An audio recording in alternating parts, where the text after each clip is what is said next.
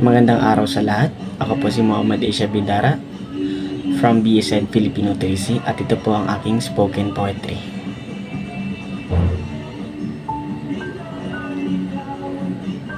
Sa mundong puno ng lihim at kasinungalingan, mga kasalanang hindi mabilang-bilang, tayo'y nariyan at ating nasaksihan ang ating pagmamahalan na puno-puno ng katotohanan.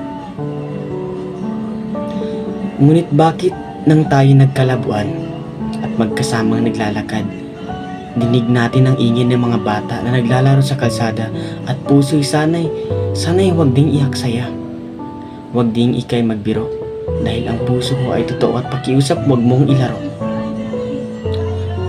Ngunit kung ito talaga ang iyong nais, kahit napakasakit ng labis, ikay aking susuportahan sa iyong mga nais.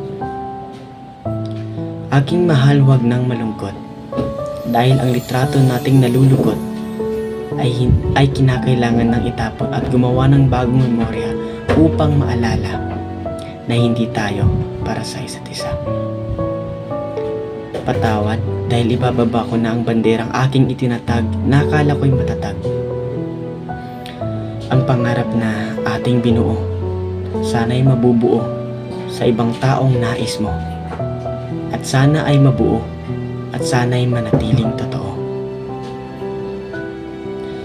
Mahal, hindi mo man sabihin ngunit hindi nagsisinungaling ang iyong mga mata at sinasabing nais kong maging malaya. Ikaw lang ang aking inaantay, ngunit sana'y ang pag-ibig ko ay walang kapantay at sana'y alam kong walang humpay.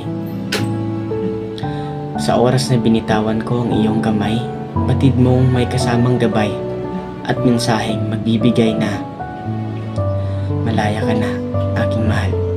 At wala ka na sa rehas na kailangan mong magpanggap na mahal ako kahit hindi na. Na mahal ako kahit may iba na.